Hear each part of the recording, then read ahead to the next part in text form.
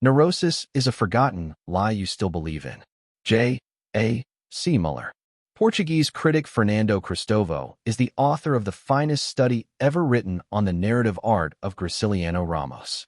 He now provides us with the contemporary Brazilian political novel, Coimbra, Almadina, 2003, an indispensable key to understanding the phenomenon of socialist unanimity that overtook this country precisely when the fallacy of socialism had already become obvious to the entire literate world. This phenomenon reveals such alienation, such a disjunction between national consciousness and reality, that it's hardly surprising that the help to understand it would come from abroad rather than from within.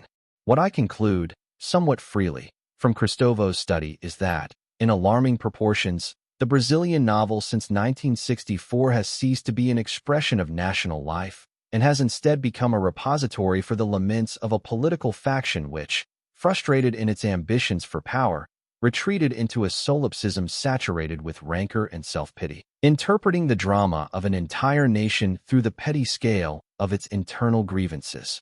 The Hour of the Ruminants, by José J. Vega, published in 1964, depicts a grim vision of a thoroughly subjugated society, a mechanized totalitarianism which, even at that time, bore little resemblance to the lukewarm authoritarianism of Marshal Castelo Branco, and far more to the Cuban state, which the KGB itself regarded as the most perfect political control mechanism ever devised, and where, with unintentional self-irony, those discontented with Brazil's new regime sought shelter and support.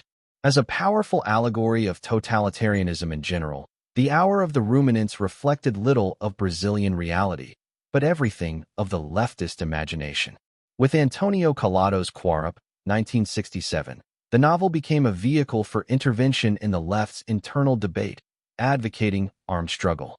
But the armed struggle, as only its most enthusiastic adherents failed to foresee, led to harsher repression and the left's discrediting, in humiliating contrast to the regime's economic successes, which only deepened the intellectual left's isolation and made it more prone to hallucination.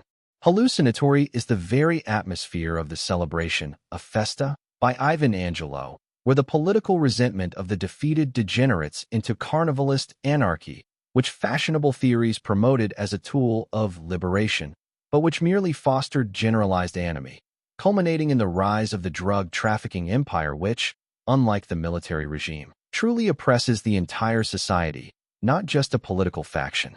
In Zero, 1976, by Ignacio de Loyola Brandao, anomie infects the very structure of the narrative, reheating the vanguard experimentalism of the 1920s in order to depict the idea of an intelligible reality as oppressive reactionism.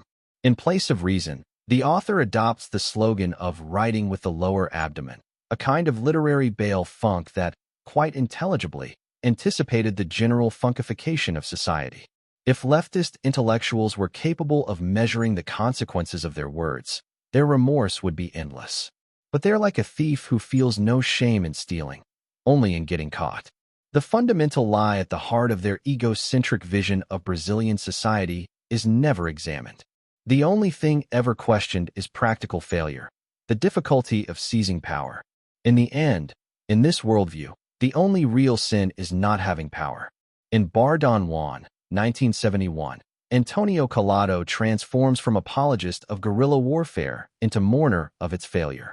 But his self-criticism does not penetrate to the root of the problem. It exhausts itself in laments over tactical and strategic missteps. Group self-pity mistaken for national tragedy also permeates Pedro's love for João, O Amor de Pedro por João, by Tabajara Ruiz, in which exiled guerrillas, hidden in an embassy in Santiago, listen on the radio to the bombing of La Moneda Palace, the end of their last hope for the Cubanization of the continent. To practical failure was added the slow and irreversible corrosion of ideals.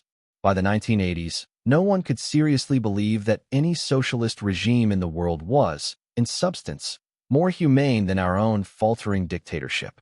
Nor could anyone still believe that the celebration of anarchy would result in anything but the surrender of the nation to banditry, a result which, deep down, everyone desired, since it aligned with Herbert Marcuse's speculations about the revolutionary potential of marginality and crime.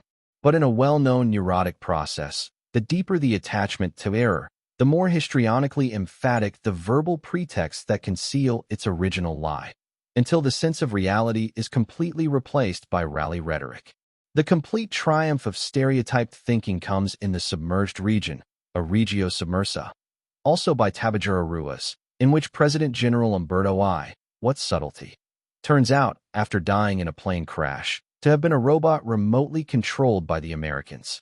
To speak of literature, here would already be an exaggeration. Brazil was ripe to applaud ignorance as a superior form of wisdom, anointed by prophets, consecrated by the ballot box, and adorned with honorary degrees. Needless to say, a similar process took place in theater, film, and poetry. The narcissistic reduction of Brazilian social vision to the internal disputes of a political faction, the leftist intelligentsia's attachment to its self-beatifying myths, and its refusal to seriously examine the social consequences of its own actions led to the self-destruction of the nation's intellectual life, sacrificed on the altar of political ambitions supported by a moral authority all the more diminished the more grandiose it claimed to be. Today, what remains of Brazilian culture is the domain of marketing consultants and political operatives. The leftist intellectuals themselves perhaps feel somewhat uneasy in this environment, yet they fail to recognize it as the very creation of their own making, which, undeniably, it is. And why would they condemn it if it was the precondition for their rise to power and, at last, their revenge for so many humiliations?